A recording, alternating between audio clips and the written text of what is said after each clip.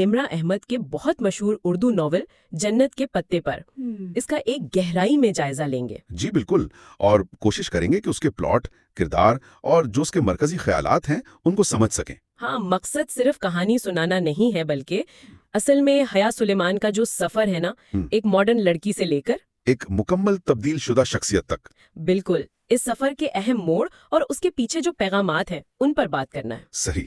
تو آئیے شروع کرتے ہیں۔ کہانی کی جو مرکزی کردار ہے حیا سلیمان، وہ لاہور کی ہے، ذہین ہے، پراعتماد بھی، اور کافی آپ کہہ لیں ماڈرن ہے۔ جی، یعنی فیشن، سوشل لائف، دوستیاں، یہ سب اس کی دنیا ہے۔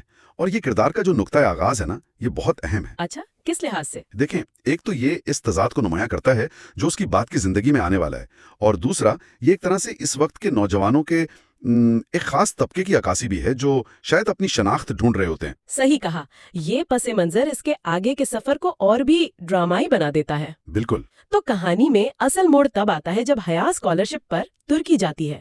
یہ سفر صرف پڑھائی کا نہیں رہتا ہے نا؟ نہیں، بالکل نہیں، یہ اس کی زندگی کا ٹرننگ پوائنٹ بن جاتا ہے۔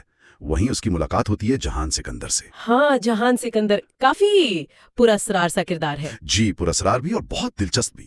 وہ سنجیدہ ہے، باصول ہے، گہرا مذہبی رجحان رکھتا ہے، اور وہ فوج کے خفیہ ادارے سے بھی جڑا ہوا ہے۔ اچھا۔ ہاں، تو اس کی شخصیت میں ایک عجیب سی کشش ہے، مطلب اصول پسندی بھی ہے اور تھوڑی سختی بھی۔ وہ حیا کے لیے صرف رومانوی دلچسپی نہیں بنتا، تو پھر کیا کردار ہے اس کا؟ وہ ایک طرح سے رہنما بن جاتا ہے، مرشد جیسا، جو اسے اللہ پر توکل، بھروسہ، اس کی عملی شکل دکھاتا ہے۔ اور پھر ترکی میں حالات اور بھی پیچیدہ ہو جاتے ہیں۔ جی، وہ ایک خفیہ مشن میں پھنس جاتی ہے، انجانے میں۔ ہاں، وہ ای میلز والا سلسلہ، ایک نامعلوم نیٹ ورک، یہ سب بہت سنسنی خیز لگتا ہے۔ تو سنسنی خیز، لیکن یہ صرف تھرلر نہیں ہے، یہی تو نمرا احمد کی خاصیت ہے کہ وہ سسپینس اور روحانیت کو ملا دیتی ہیں۔ بالکل، یہ جو باہر کے خطرات ہیں نا، اور جہان کی رہنمائی، یہ سب حیا کی اندرونی تبدیلی کے لیے ایک وجہ بنتے ہیں۔ جیسے کہ اس کا پردہ کرنا۔ ہاں بالکل، جب وہ پردہ اختیار کرتی ہے تو یہ صرف لباس نہیں بدلتا، یہ ان حالات کا دباؤ بھی ہے، اپنی حفاظت کا احساس بھی، اور ایک نئی روحانی سمت کا اظہار بھی۔ صحیح، یہ اس کی پرانی زندگی پر ایک سوال بھی اٹھاتا ہے۔ جی، کہانی میں ایک اور بہت بڑا ٹویسٹ آتا ہے، وہ نکاح والی بات۔ ہاں، جب اسے پتا چلتا ہے کہ اس کا نکاح تو بچپن میں ہی جان سے طے ہو چکا تھا۔ جی، اور اسے معلوم تک نہیں تھا۔ یہ تو مطلب اس کے لیے کتنا بڑا شوق ہوگا۔ یقیناً، یہ اسے بالکل ہلا کر رکھ دیتا ہے۔ ایک طرف اس کی اپنی مرضی، اس کی ماڈرن سوچ، دوسری طرف خاندان، تقدیر کا لکھا۔ یہ تو ایمان کی آزمائش ہو گئی ایک طرح سے۔ بالکل، یہ اس کے لیے ایک بڑی آزمائش بن جاتا ہے۔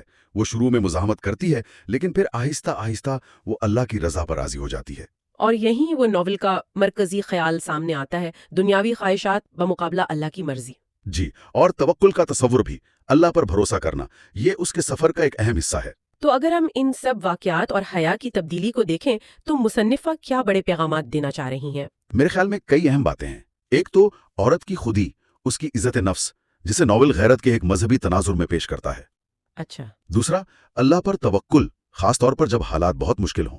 تیسرا، پردے کی اہمیت، جسے صرف ایک حکم نہیں بلکہ عورت کے تحفظ اور وقار کی علامت کے طور پر دکھایا گیا ہے۔